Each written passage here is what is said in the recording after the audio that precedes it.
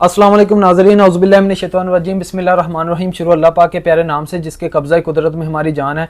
आज हम बात करेंगे जो मज़ीद इंकशाफात हुए हैं सना यूसुफ के कत्ल केस में। इसकी पहली तफसीलात सबके सामने हैं, जो जो चीज़ें सोशल मीडिया के ऊपर भी चल रही हैं और इसके ऊपर मैं पहले भी एक वीडियो बना चुका हूँ, लेकिन अभी स्पेशल इसलिए बनाई कि जो मज़ीद इंकशाफात हैं वो मैं करने वाला हूँ। और कुछ क्वेश्चन हैं, जो एक क्वेश्चन तो मेरे जहन में ये है कि हमारी पंजाब की जो गवर्नमेंट है वो क्या कर रही है, हमारे इदारे क्या कर रहे हैं कि एक शख्स फैसलाबाद से वेपन लेके इस्लामाबाद में जाता है। G13 सेक्टर जो कि कैपिटल है इस्लामाबाद पाकिस्तान का, उसमें ये जो G13 सेक्टर है इस्लामाबाद का, ये बहुत ही इंतहाई अहम एरिया है। तो वो उस दर घर में घुस के एक बंदे को फायर मार के आ जाता है और वापस वो अपने गांव भी पहुंच जाता है सही सलामत। तो ये कैसे पॉसिबल है? ये जो इलीगल वेपन्स है ये कहां से आते हैं पंजाब में? इनकी रोकथाम के लिए सजाएं तो दी जाती हैं, लेकिन अभी तक कुछ ऐसा अमल क्यों नहीं है कि पंजाब में ये नाजायज असला हमेशा के लिए बंद हो सके। और इसी इस्लामाबाद के एरिया में जो G13 सेक्टर है, इसमें पिछले साल की निस्बत 25% जो क्राइम है वो इंक्रीज हुआ है।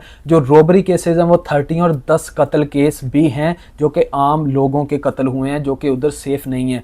तो ये भी एक सवालिया निशान है हमारी गवर्नमेंट के ऊपर कि कैपिटल इस्लामाबाद में ये चीज़ें हो रही हैं, तो बाकी पूरे पाकिस्तान में क्या हाल होता होगा और आम लोगों के साथ क्या होता होगा। ये चीज़ें तो सना यूसुफ एक अच्छी सोशल मीडिया इन्फ्लुएंसर थी जो कि मीडिया के ऊपर ये चीज़ें सब कुछ सामने आ गई हैं, लेकिन आम लोगों की आवाज़ कौन भरेगा? और मेरी आप सबसे भी खुदारा गुजारिश है कि गरीब लोगों की आवाज़ ज़्यादा से ज़्यादा बना करें। ये कोई आम लड़की नहीं थी, ये एक वेल नोन पर्सनैलिटी थी, पश्तून गर्ल थी चित्राल की। लेकिन जो आम लोग हैं, बहुत सारे केसेस और भी इस्लामाबाद में, ऐसा नहीं कि जिस दिन से सना यूसुफ का कत्ल हुआ है फिर कोई इस्लामाबाद में कत्ल नहीं हुआ, उसके पहले कोई नहीं हुआ। बहुत सारे कत्ल ऐसे होते हैं, लेकिन ये मीडिया पे ज़्यादा डिस्कस इसीलिए हो रहा है कि ये एक वेल नोन पर्सनैलिटी थी। तो ये था मेरा क्वेश्चन। तो जहाँ तक मैंने ऑब्जर्व किया है, इस लड़की का कोई ऐसा फहाश और गंदा कंटेंट नहीं था। बाकी जो इस्लाम के मुताबिक ये चीज़ें हैं कि औरत को पर्दा करना चाहिए, वो इन लिहाजों से तो ये चीज़ें गलत थी बिल्कुल, ठीक है। तो इसी के साथ मैं आपको इधर एक हदीस भी बयान कर देता हूँ, क्योंकि बहुत सारे लोग ऐसे होते हैं कि कमेंट में फिर जो अपनी ख्वाहिश होती है ना उसको खबर बना लेते हैं। तो मैं इधर एज अ जर्नलिस्ट, जो एक सहाफ़ी की असल जिम्मेदारी है, उसके मुताबिक बात कर रहा हूँ, क्योंकि मेरा काम है दोनों तरफ का मौक़िफ़ रखना है। साथ 29 मई को इनकी बर्थडे होती है, बर्थडे से 2 दिन बाद ही ये इतना बड़ा वाक़या हो जाता है। मैं ज़्यादा तफसील में नहीं जाऊँगा। उमर हयात काका है जो इनके घर में घुस के इन्हें गोलियाँ मारता है।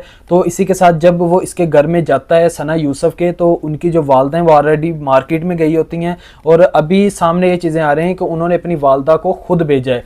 और इनकी जो फ्रेंड्स हैं उनके भी इंकशाफात सामने आए हैं कि जब वो इनके घर गई इसकी डेथ के बाद, तो इन्हें एक कमरे में बंद कर दिया।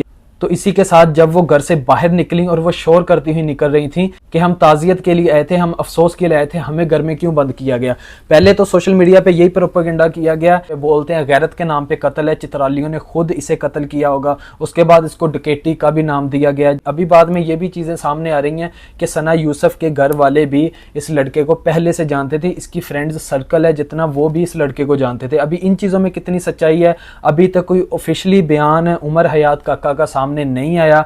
तो लेकिन इसके सामने जो इस्लामाबाद पुलिस ने एक स्ट्रॉन्ग चीज़ सामने रखी है वो ये रखी है कि 6 मंथ से ये राब्ते में थे, कि वो भी सोशल मीडिया के इन्फ्लुएंसर थी। लेकिन हो सकता है कि प्रोजेक्ट्स के मामले में, और ये जो काका लड़का बताया जाता है जिसने ये कत्ल किया है, कि वो प्रमोशन करता था सोशल मीडिया के ऊपर।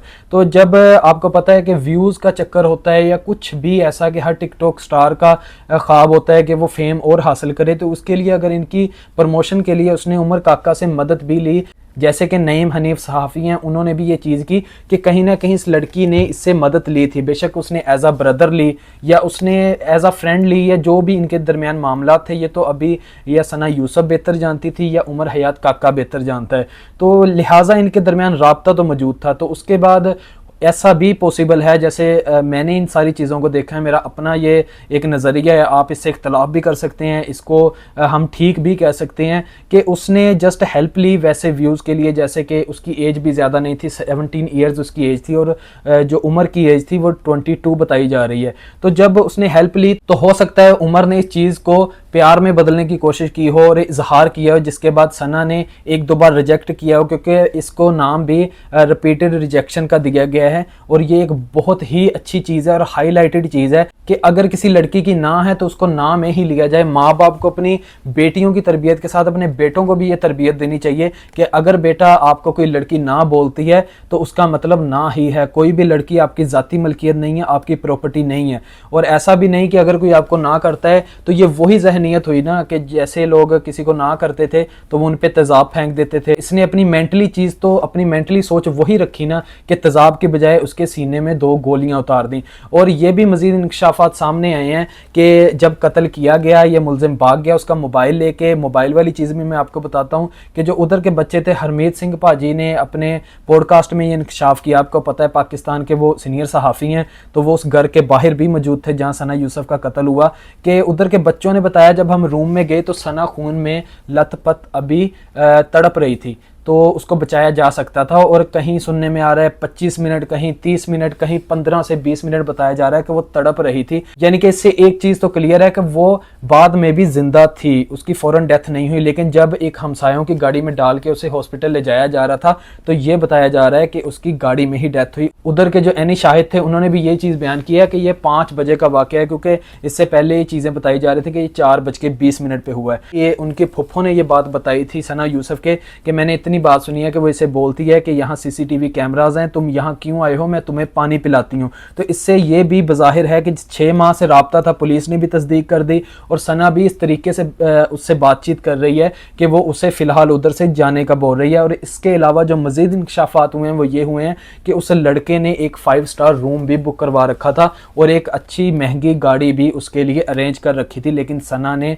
पिछले दिन से उसकी जो ट्रेस कॉल हुई हैं 50 बार इसने कॉल की, उसने रिजेक्ट की हैं। तो इससे तो यही है कि शायद उमर की तरफ से इसको प्यार समझा जा रहा हो, सना ने अपनी जान छुड़वाई हो, उमर को इस चीज़ की रंजिश हो कि इसने बर्थडे वाले दिन भी मुझे मुंह नहीं लगाया या मुझे हद से ज़्यादा इग्नोर किया है। ऐसा भी हो सकता है इनके दरमियान ये डिस्कशन पहले हो चुकी हो, क्योंकि बर्थडे ख़ास दिन होता है कि हम किसी और तरह कहीं और प्लान करेंगे, एक ज़्यादा गैदरिंग करेंगे या किसी वो ही 5 स्टार जो रूम बुक करवाया गया हो उधर ही ये बर्थडे की सेलिब्रेशन होनी हो। लेकिन बाद में सना ने अपनी जान छुड़वाने के लिए या इसको अपने पीछे से हटाने के लिए इसको इग्नोर पे इग्नोर किया। लेकिन ऐसा नहीं कि अगर कोई इग्नोर करता है तो आपको उसकी जान ही ले ले। मैं इस चीज़ की पहले भी बहुत मजम्मत कर चुका हूँ, अभी भी, कि वो अपने घर वालों को वापस नहीं मिल सकती। किसी के सॉरी कहने से, किसी भी जानदार चीज़ को मारना अपनी ज़ाती तस्कीन के लिए, अना के लिए, ये इससे बड़ी बगैरती मैं समझता हूँ किसी बंदे की अना वाली नहीं हो सकती। उसके जो अंदर का घटिया ज़मीर है ना, जो इस चीज़ पे उसको उकसाता है कि उसकी हमेशा के लिए सांसें ही बंद कर दे।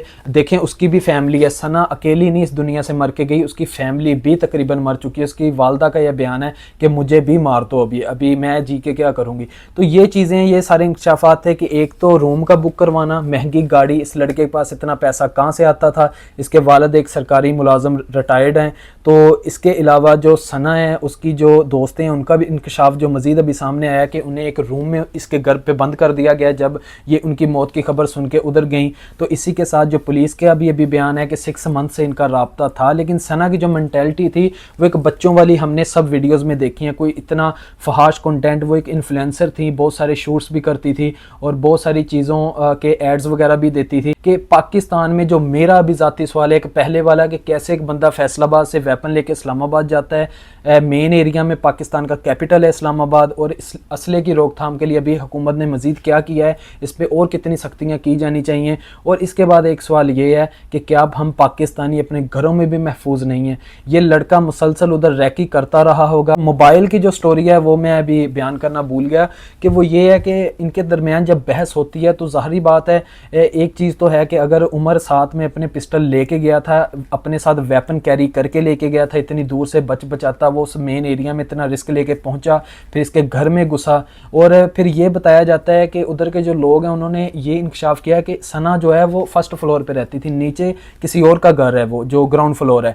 तो लोग ये बता रहे हैं कि एक औरत ऊपर से आके इसको अपने साथ ऊपर लेके गई है फर्स्ट फ्लोर पे, क्योंकि वो एक सोशल मीडिया इन्फ्लुएंसर थी, उसका राब्ता तो था इस लड़के के साथ। लेकिन उमर की तरफ से इन चीज़ों को गलत लिया गया हो या सना ने अपनी जान छुड़ाने के लिए मजीद कुछ सख्त लहजा इस्तेमाल इस्तेमाल किया हो, जिसकी रंजिश में उमर ने ये तो फैसला किया था कि अगर ये मुझे ना करेगी तो मैं इसको गोलियां ही मारूंगा। तो इसी के साथ वो उसके घर में जैसे भी था, और एक इसके हाथ में गिफ्ट भी था, में फ्लावर्स वगैरह मौजूद थे, तो वो भी ये अपने साथ लेके उसके रूम में गया। तो इसी के साथ जब इसने उससे उसका मोबाइल मांगा होगा, इसको या तो शक होगा कि अगर बर्थडे पे मुझे नहीं इनवाइट किया तो इसका हो सकता है मेरे अलावा भी किसी के साथ ऐसा अफेयर्स हों, या ये किसी और को लाइक करती हो, या इसके प्लान्स कुछ और हैं मुझसे जान छुड़वा के। तो उसने शायद इससे इसका मोबाइल मांगा, जो कि सना ने सख्ती से मना किया होगा। तो डकैती की तो वारदात थी नहीं, और ना ये फ़ैन वाला मामला था जैसे लोग बता रहे थे कि ये जस्ट फ़ैन था और ये काफ़ी देर से उससे कॉन्टेक्ट करने की कोशिश कर रहा था, लेकिन वो पुलिस ने बता दिया कि 6 माह से ऑलरेडी ही राब्ता था। और इसके साथ अभी मजीद देखेंगे उमर हयात काका के जो इंकशाफात होंगे और विद प्रूफ होंगे। कहने को वो शख्स अपने आप को प्रोटेक्ट करने के लिए कुछ भी कह सकता है, लेकिन ये गंदी जहनीत की बात है। कुछ लोगों ने कमेंट्स भी गंदे किए कि सब टिकटॉकर्स के साथ ऐसा ही होना चाहिए। तो मैं इस पे पहले भी ये चीज़ कह चुका हूँ कि हो सकता है मेरा अल्लाह इसी चीज़ के ऊपर आपकी पकड़ कर ले जो आप गंदे कमेंट कर रहे हैं।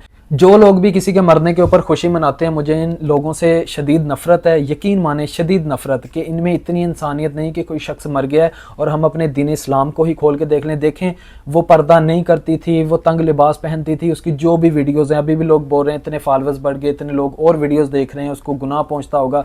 हदीस के मुताबिक वो भी बातें ठीक हैं, हम इतना डिनाई नहीं करते कि मैं अभी चंद लोगों से डर जाऊँ कि लोग बोल रहे हैं कि ये चीज़ें तो सना के अगेंस्ट बयान हो रही हैं। जो हदीस है वो हदीस ही है।